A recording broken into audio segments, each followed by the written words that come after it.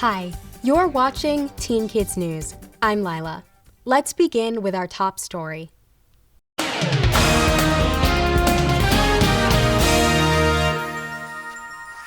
It's been said that art is in the eye of the beholder. The same can be said about fashion. In this report by Katarina, we're learning about a unique way to showcase different types of fashion. In the world of fashion, these cities are called the Big Four: Milan, Paris, London, and New York. And one of the Big Apple's biggest fashion scenes is along its famous Madison Avenue.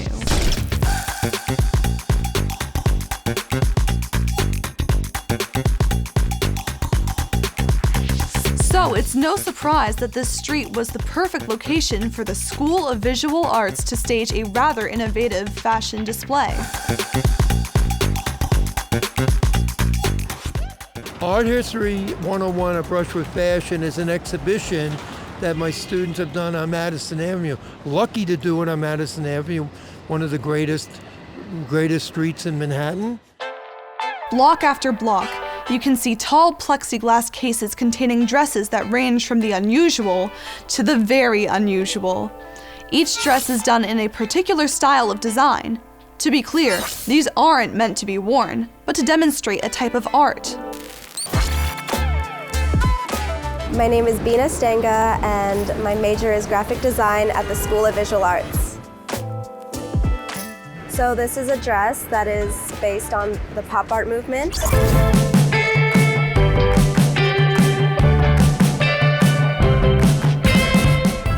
Pop art began in the United Kingdom during the 1950s. It quickly caught on in America, coming of age in the rocking and rolling 1960s. Using bright colors, artists like Peter Max, Keith Haring, and most famous of all, Andy Warhol, drew inspiration from popular culture. That's why you'll see pop art celebrating everyday items. I've never seen bubble wrap with hearts before. As well as celebrities of the day, like Marilyn Monroe, even comic books. Pop art is a very vibrant and colorful movement, which is why I chose colorful acrylic panels and made everything pop. I designed the dress and then cut out the individual panels and then used wire to stitch them together. This dress took me around 2 or 3 months to create. My inspiration was based on 60s mod dresses, so using patterns and block shapes to create the dress. So this bag is made out of Campbell soup cans, and it is inspired by Andy Warhol's paintings. It is also including the plexiglass, and I made the top gold buckle portion out of wire to match the dress. So the bow is also acrylic, and I bent the pieces using a heat gun, but unfortunately the sun is very hot, so it damaged the bow and it fell. But we will get that fixed. And I still see a lot of people noticing and taking pictures, so it makes me feel good when they do that. I love this. I love how the pieces are attached to each other with the metals. I love the rings matching the gold pieces. I'm Matt Bauer. I'm the president of the Madison Avenue Business Improvement District. We do special events and special activities on the street, like our partnership with the School of Visual Arts to make our street even more fun to visit. This is the best thing that ever happened to Madison Avenue. These designers should be in these shops. What I want the students to get from this project is an understanding that there are many art movements. There were hundreds of art movements that students and in general people never realized existed. You know, people think of abstract, they think of pop art, but yet there's other ones that were kind of minor, you know, in the big picture, but yet so important at their time. And in upcoming programs, we'll profile some of the other dresses and the art movements that inspired them. For Teen Kids News, I'm Katarina. We still have a lot more to tell you about. Teen Kids News will be right back.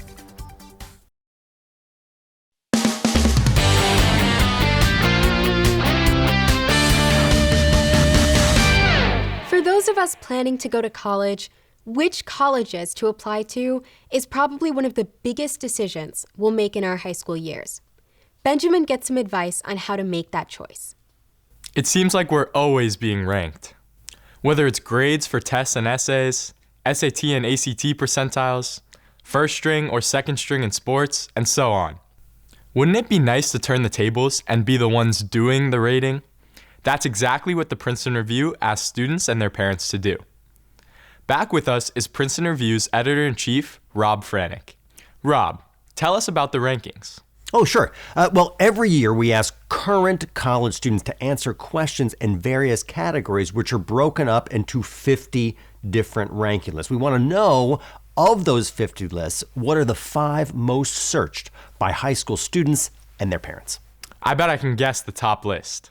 Academics.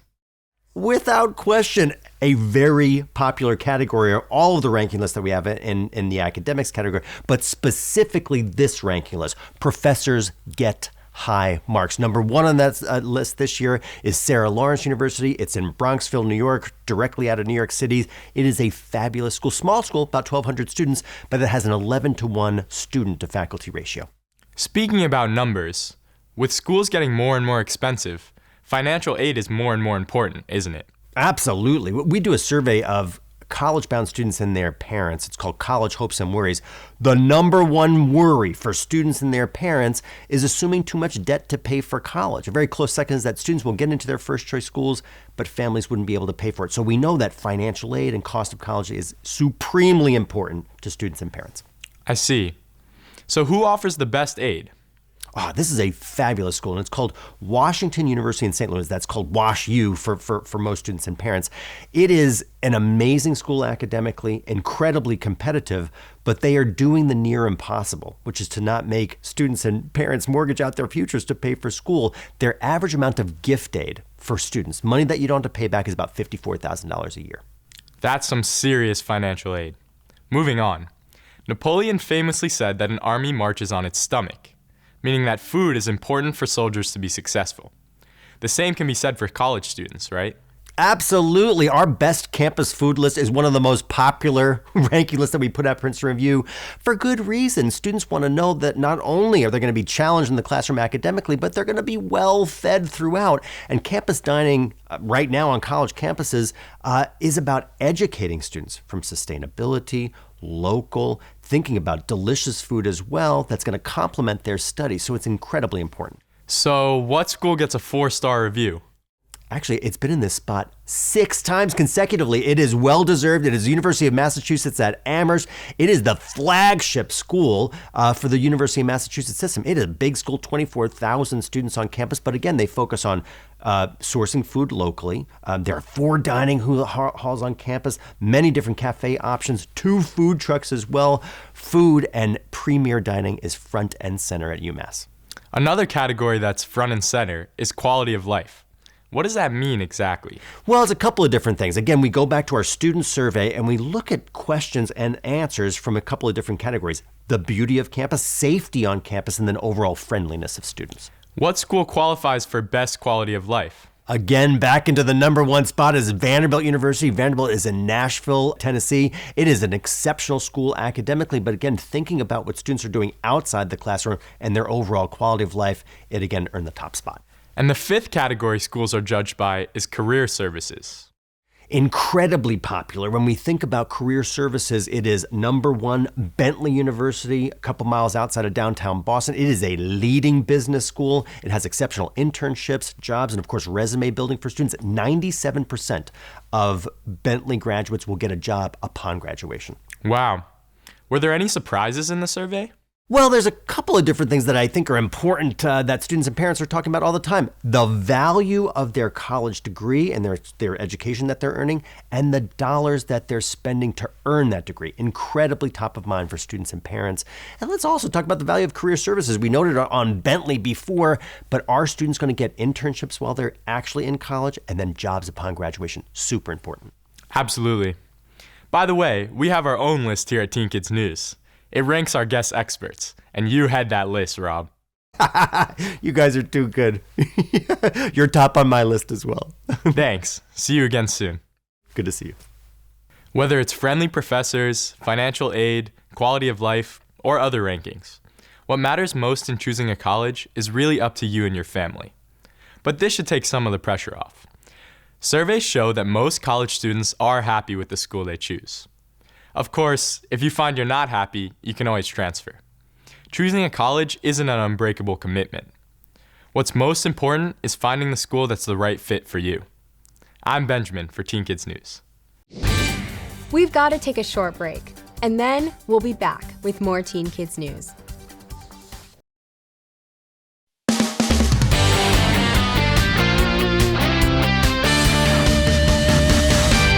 People have been using tobacco for more than 12,000 years. But it wasn't until the 1940s, just after World War II, that scientists had proof that smoking was hazardous to our health. And it took until the mid-1980s for the medical world to make another discovery that prompted even more warnings about smoking. Katie tells us about that. Smoking is not only dangerous to the person who's puffing on the cigarette, cigar, or pipe. Even non-smokers need to beware of what's called secondhand smoke. Secondhand smoke is when somebody is smoking near you. You are able to observe it and breathe it in. That's correct. Just to be clear, there are two types of tobacco smoke. So first-hand smoke is the effect of the cigarette that you are smoking. Second-hand smoke is the effect of someone else's cigarette. Just like first-hand smoke, second-hand smoke can be deadly. It kills people, like a lot of people every year. It's like harmful to breathe in. Cigarette smoke contains more than 250 chemicals that are toxic and potentially poisonous to you. And that is stuff that you're getting into your body either through first-hand or second-hand smoking. The dangers of secondhand smoke are real. You can have health problems from secondhand smoke, just from being around your friends who smoke, being in a car with people who smoke, being anywhere and being exposed to smoke. Like if one of your parents is smoking in a room and like you get like the smoke in like it can go to your lungs too. The best way to deal with secondhand smoke is to avoid it, especially in an enclosed space, like a room or a car. After all, you don't want your own future to go up in smoke. For Teen Kids News, I'm Katie. When it comes to things like studying, you may have already noticed this. Some people are hard workers, some not so much. New research might explain one reason why that is. It seems to depend on what you focus on. Hard workers focus on the goal. The not so hard workers, let's call them slackers, tend to focus on the effort it takes to get the task done. And that can make any task, especially the big ones, seem intimidating. So they may look to cut some corners and not put in all the work that's needed.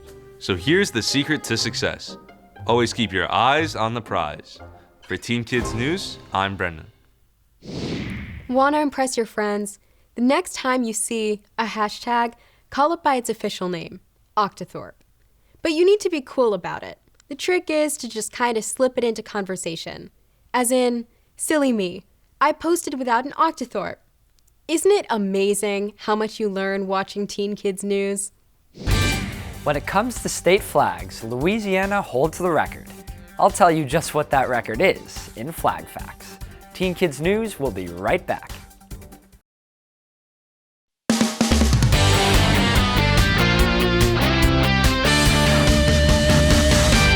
Every state has one, but most of us don't know why they look the way they do. Here's Eric with Flag Facts.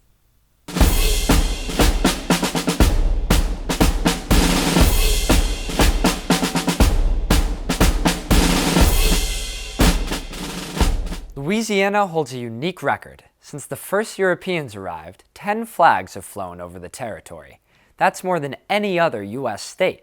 In 1519, Spanish explorers planted their flag. They were followed by the French in 1682. Later on, Napoleon's tricolor was displayed. Then, in 1763, Great Britain gained a foothold in the region. In 1810, local colonists united against the British under a flag known as the Bonnie Blue. Finally, in 1812, Louisiana achieved statehood. It looked like the Stars and Stripes were here to stay. But with the Civil War, Louisiana withdrew from the Union. It declared itself a republic, with its own flag, of course. But 2 months later, it joined the Confederacy. Louisianans would live under 2 different Confederate flags before the war ended. Finally, in 1912, Louisiana adopted the flag we see today. Louisiana flag I love because it's a story of unconditional love. What the settlers saw, according to Louisiana legend, when they first arrived there were these brown pelicans. And if food was scarce, what the mother pelicans would do was peck at their breasts until they bled, and they would feed that to their young. So on this state flag, you see a mother feeding 3 baby brown pelicans. Eventually, Louisiana adopted the brown pelican as its official state bird. By the way, Louisiana also has an official state donut called a beignet. It's fried dough with powdered sugar on top. Fortunately, the official state drink is milk. With Flag Facts, I'm Eric. Let's face it, learning to drive isn't easy. There are so many skills you need to master. This video shows you one of them, courtesy of the National Road Safety Foundation. Yikes! You are now entering the roundabout zone. Easy, bro. Roundabouts are nothing to be afraid of. Just keep in mind what we learned in driver's ed. Roundabouts are safer than regular intersections. They reduce serious crashes by about 80%. I remember. That's because roundabouts force drivers to slow down. Exactly. Just keep in mind the 3 rules. Slow down, look around, be ready to yield. Traffic in the roundabout has the right of way. When it's safe, pull into your lane. But what if there's more than one lane? If exiting right or going straight, approach on the right and join the circle's right lane. The left approach is also for going straight, as well as for exiting left or making a U-turn. Remember, don't change lanes in the roundabout. I did it! That wasn't scary. The NRSF produces lots of terrific safety videos each year. To get more info, like, follow, and subscribe to the National Road Safety Foundation.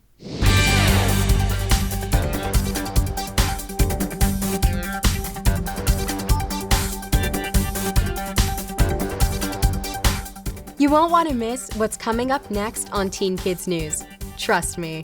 We'll be right back after this.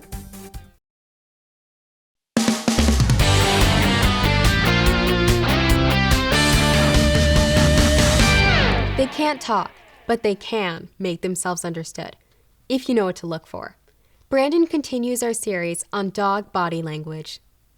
Can you tell if your dog is loving, tolerating, or hating something? The clues are in the dog's body language. To help us learn how to speak dog, we welcome back Robin Bennett and Susan Briggs, the dog gurus. Hi. Hi. Hi, it's great to be with you. Susan, where do we start? Well, let's start with the mouth. Is the mouth open, which means usually the dog is loving the interactions, or is the mouth closed, which is your first clue that they may be tolerating or moving towards hating an encounter.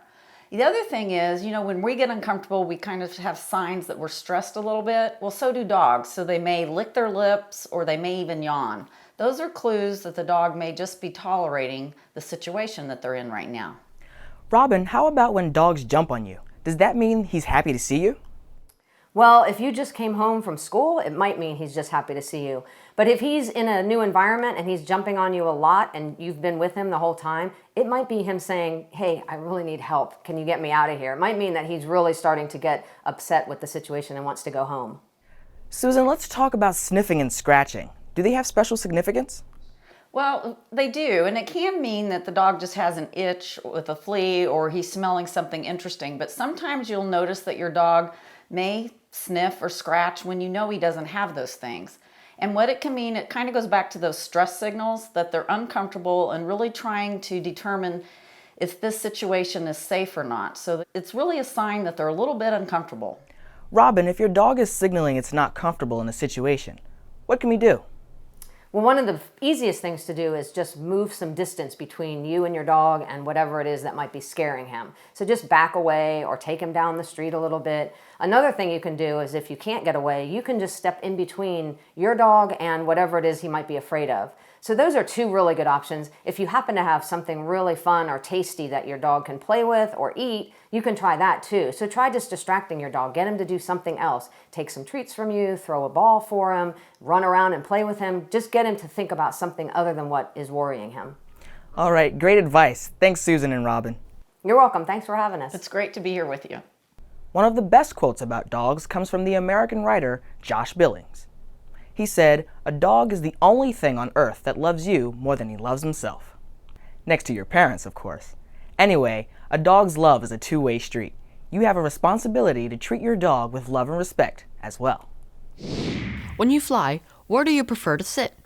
If it's the seat next to the window, you're not alone. 60% of all passengers choose the view. 40% prefer an aisle seat. If you do the math, you'll make an important discovery. No one prefers the middle seat. Hey airlines, here's my suggestion. Get rid of the middle seats. That'll make everyone happy. I'm Jack for Teen Kids News.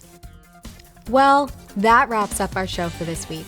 But we'll be back with more Teen Kids News next week. See you then.